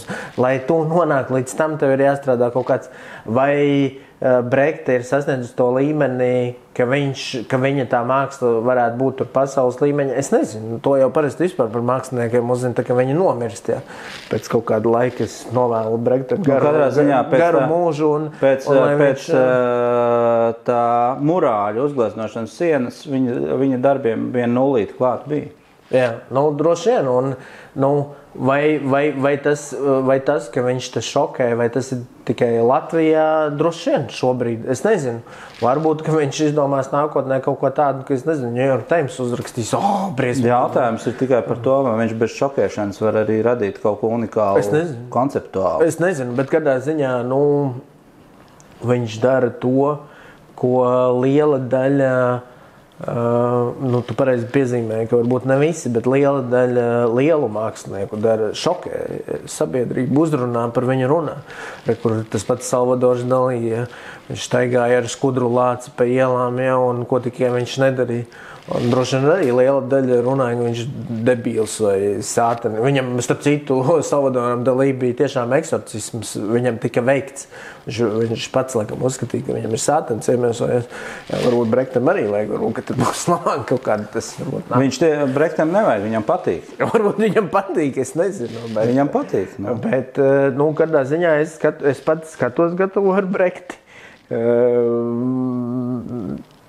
Vai tu kļūsti mazāk katolis tāpēc? Nē, es droši vien, ka vairāk kļūstu katolis tādā veidā. Tātad tu esi gatavs uztvert ļoti īpašu mākslu. Man liekas arī par visām šīm ticībām, es šeit runāju ne tikai reliģijas izpratnē, bet par kaut kādām dzīves vērtībām vispār, piemēram, es nezinu, tev pieņemsim patīk tikai sievietes, un tu tikai ar savu sievu gribi dzīvot kopā, viņu nekrāpt, un tev neinteresē džeki un tā. Un tu, piemēram, esi arī reliģijos cilvēks. Bet vai tevi šis var novest no tava ceļa? Mani nē. Man tas nevar darīt vājāku kaut kādus manus principus, kā es dzīvoju. Bet cik daudz cilvēku reliģijā pievēršies tieši aiz vājumu? Tu jau neesi vājš cilvēks. Iedomājies, ja tu esi, es tā tagad abstrahējos no sevis, bet ja tu esi vājš cilvēks un ļoti jūtīgs dēļ tā, vai skatoties uz šiem viņa sātaniskajiem performancēm, kurām viņa prāt un varbūt arī mūsu prāt ir kaut kāda mākslnieciskie kritēriji pamatā, vai tu nedomā, ka tomēr kaut kādu vienu daļu tas tīri dabiski aizvaino? Vienkārši dabiski. Nē, droši vien, bet tad neskaties viņu. Vai arī man ir, kas mani aizvaino? Man tiešām ir. Piemēram, Šlesers. Labi. Par to tagad neizpildīsim. Bet es viņu vienkārši neskatos. Fucking Šlesers. Tikko skatījāmies. Vienreiz. Labi, īstenībā es pārspīlēju. Šlesers man neaizvaino.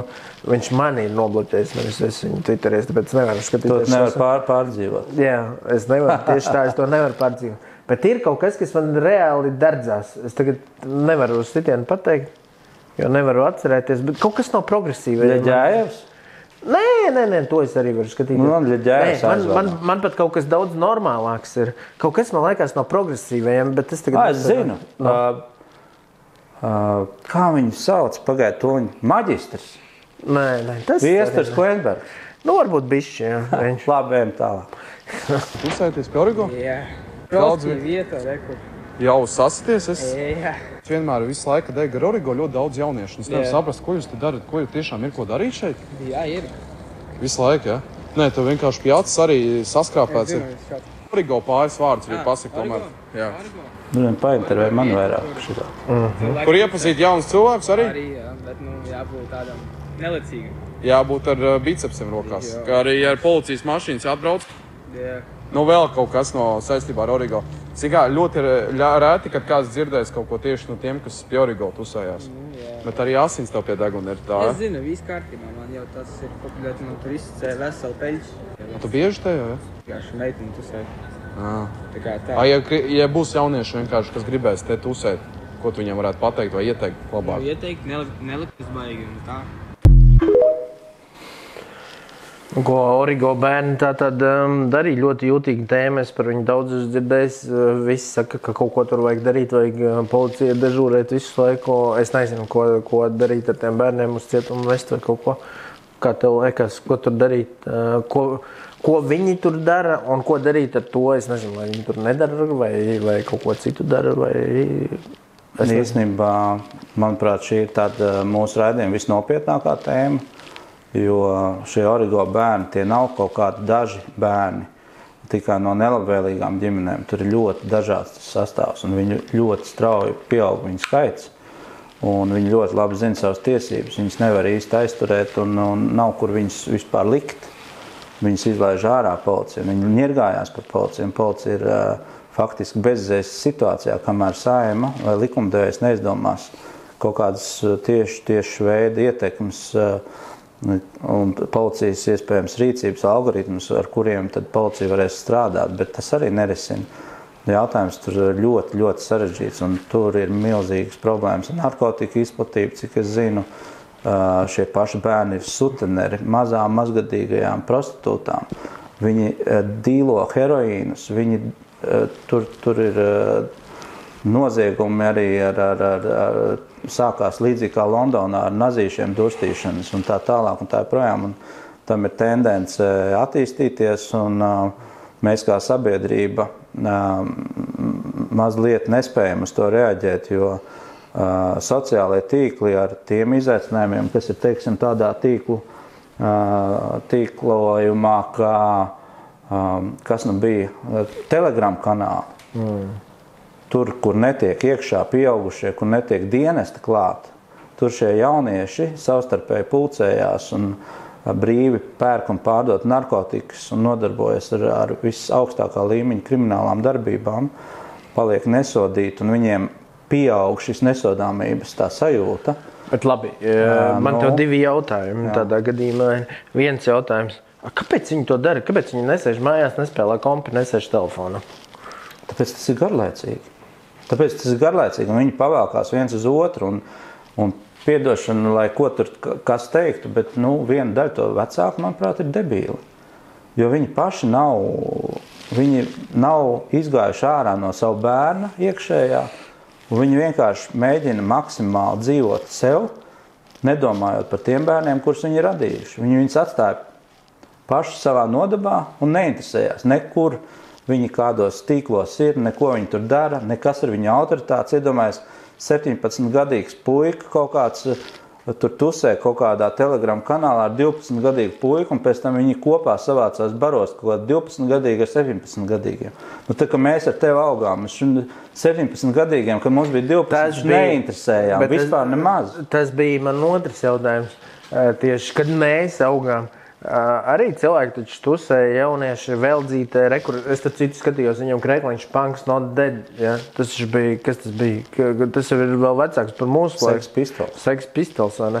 Labi, es atceros, man tur staigāja Džeki bija ar Exploited krekliņu. Bet viņš to nezina. Bet, es nezinu, mēs jau arī toreiz daudz ko nezinājām, bet es atceros, toreiz ar gāju uz veldzīti kaut kur, un ar citu arī, labi, 12 turbūt nebija, bet no vidusskolas mēs tur gājām, tur bija kaut kādi arī 30-gadīgi reku Peksis vienmēr bija, ja? Un visi šitie arī tur kaut ko, arī narkotikas starp citu tirgoju un nezinu, vai ar sutenerismu nodarboja toreiz, kā Pēteris Krievs saka, tā nauda vēl nebija tik svarīga, ja? Varbūt, ka tur bez maksas daudz kas notika, bet arī notika. Varbūt, ka, kā tu saki, tā ir tā īstā pasaule, lai jau puikas izklaidējās un meitenes. Tas, ko mēs tur veldzēs arī gāja, tas, kas bija veldzē, tas bija tāds subkultūra, panku, metālistu, es teiktu, vanabī panku, vanabī metālistu un arī reperīšu tusiņš, ja, savstarpējās. Šis jau ir daudz skarbāk un nopietnāk. Tas ir kaut kādā veidā saistīts ar to, ka šiem bērniem viņi liek mīksto uz to, ka ir kaut kāda izglītības sistēma Latvijā, un viņi pilnībā liek mīksto virsū uz saviem vecākiem. Mūsu paudzē, mūsu laikā tā veldzīte bija kaut kāds protests pret apkārt esošo mierpilsonisko sabiedrību. Bet viņiem jau varbūt viņiem tas arī tā nav. Viņi vienkārši ķer kaifu no visatļautības. Un to paši policisti un arī tās organizācijas nevalstiskās, kas ar viņiem strādā, kuras uz vienas rokas pirkstiem var saskaitīt. Ja? Tie jau to saka. Viņi jau, tie bērni jau pie viņiem šeit nonāk tomēr.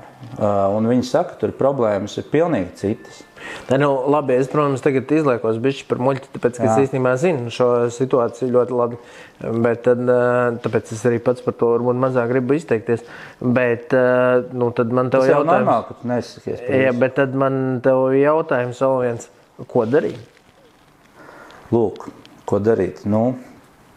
Es domāju, ka mums ir jāstiprina šīs nevalstiskās organizācijas, kuras ar šiem rūpju bērniem nodarbojas un kurām ir psihologi un dažādi izklaides veidi un dažādi sporta veidi un dažāds cits interaktīvs atbalsts, kur šiem bērniem būtu interesanti, kas varētu izkonkurēt šo origo laukuma vaibu un kas viņiem, kur tas 17-gadīgais puika un tas 12-gadīgais puika abi atnākt un justos tikpat labi, ja ne vēlams vēl labāk, kā tanī tusiņā, kas viņiem ir tanī Telegram, tanī tīklā. Vai to var izdarīt?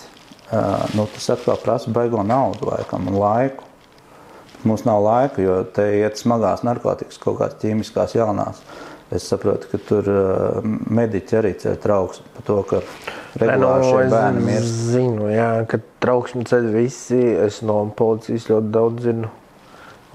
Bet man nav viegli atbilžu, ko tur darīt, jo es sevi atceros arī no līdzīga vecuma. Un iespējams, ka ir tā, kā tu saki, ka nebija tik traki.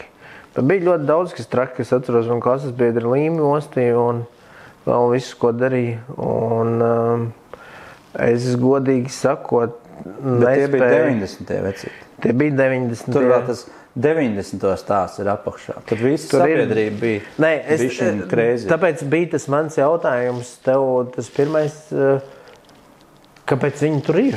Jo tieši tā, jo es, piemēram, biju mazāk tajā iekšā, jo man bija kompis mājās. Es varēju caurām dienām sēdēt pie kompja, spēlēt spēles, civilizāciju, vēl kaut ko. Es lasīju grāmatas, ja. Es zināju, ka to skolā nevar. Es sākumā mācījos Purcēmā, pēc tam Franču licejā. Un tur, kur es biju Purcēmā, es zināju, ka tu lasi grāmatas baigi nevajag lielīties, jo tas tā kā tas Džeks teica, nevajag lekties, jo tur nevajag lekties tajā sabiedrībā. Bet es tagad tā retrospektīvi skatoties uz to situāciju, ja es tagad varētu laikā ceļot atpakaļ uz to savu klasi, piemēram, man no tās pamatskolas klases, tā internetā es uz kaut kad skatījies, tur, labi, ja trešdaļa var kaut kur atrast, es nezinu, kur ir pārējie, vai viņi ir beigti, vai viņi ir cietumā, vai kur viņi ir, man nav nejausmas. Un ja es varētu tagad aiziet un ar to savu klasi runāt un mēģināt stāstīt, kā vajag izvēlēties kaut ko citu nekā to, ko darīju, es nemaz nezinu, kā to, es nezinu, vai es būtu pietiekoši pārliecinošs. Un tāpēc man ir tā, tas jautājums, ko darīt, jo tas nav kaut kāds, tā kā mums bieži liekas, tur vajag aiziet pie Džekiem pastāstīt ar sportu, lai nodarbojās. Es atceros, man bija tāds klases biedrs, viņš laikam ir miris, starp citu. Viņš kaut kādā 6. klasē, tā kā viņš mācījās, viņš varēja noskriet Latvijas rekordu kaut kādu 16, vai es neatceros kaut ko. Un viņu aicināja, tas fiskultūras skolotājs bija Kruts, viņš pats bija bijis sportists, viņu aicināja, davai nāc ar sportu nodarboties. Viņš teica, pofīgi, viņu neinteresē. Viņam foršāk labāk patika iet, meklēt problēmas, kauties, lietot kaut kādas visādas vielas un vēl, un viņš laikam tagad ir miris vienkārši. Bet par ko stāsts? Stāsts ir par to, ka es nezinu, kā tam bērnam pateikt, ka tās citas aktivitātes ir aizraujošākas nekā tas, ko viņi dara. Mēs viņam to nepateiksim, bet varbūt izraujot no viņu vides barvežu, pievēršot viņus kaut kādam burkānam, kā mēs to saucam citreiz politikā un uzņēmēji arī to sauc. Pārmainot viņam to, dabūnot ārā no viņa to informāciju, kādā veidā viņš var saglabāt savu autoritāti viņu vidē, bet aiznest viņiem tagad to jauno vēstījumu, ka davai nākat aiz manis šeit, tur, piemēram, Geto Games daudz aprunā, tur Ušakovs draugs Elbekjans, tur sačakarējušies, tur bijušajās tajās politiskās sāgās, bet īstenībā mēs viņus atbalstam, tāpēc, ka viņi ir pierādījuši praktiskajā darbībā to, ka tas strādā, vai ne? Nē, tieši tā. Tas man tieši patīk, ir kaut kādi vairāk, ir tas Elbekjans, ir kaut kāds vēl tur Klaišs, kurš arī daudziem varbūt nepatīk, bet tas, ko strādā. Viņi dara, bet tas strādā tieši tā, jo, ja, zini kā, man varbūt arī nepatīk Elbekjans, bet es varu aiziet Elbekjana vietā un izdarīt to, ko viņš izdara? Es nevaru, reāli nevaru. Protams, tas, ko es visiem varu teikt arī tiem, kuri, varbūt kāds arī klausās, atrodat šitādus Džekus, tā kā šitais, kurš runā un parunājiet, paklausieties, ko viņš par to stāst. Mēs jau te sēžot pie galda varam visu, ko izdomāt, lai viņš tur iet, es nezinu, futbolu spēlē.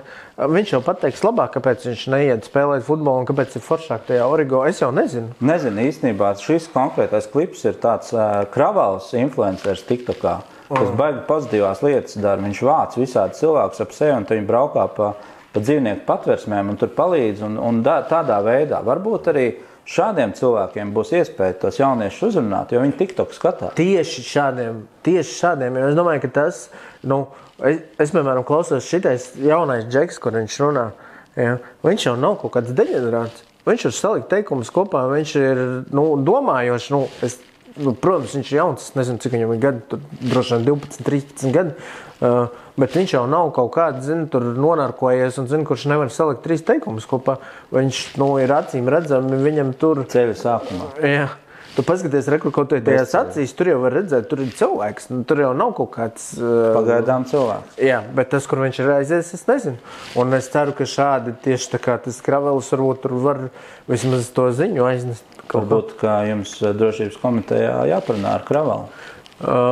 Es visu laiku aicinu, un es domāju, tā ir laba doma, ka mums tieši vajag uzrunāt tādus, kas var labāk nekā, piemēram, mēs. Uzrunāt tādus jauniešus. Influencers. Jā, sociālo tīklu. Tieši tā. Labi, dāmas un kungi, draugi un ienaidnieki, Baltās ložas 2. raidījums noslēdzies. Atcerieties, ja jūs esat par mangāna rūdas tranzīta pārtraukšanu, parakstieties, Mana balss LV jūs gaida. Savukārt, ja jūs esat pret un gribat tirgoties ar mangāna rūdu, tad vēl joprojām iet vilcienu uz Krieviju. Var braukt projām un tur darīt visu, ko ir vēl. Visu labu!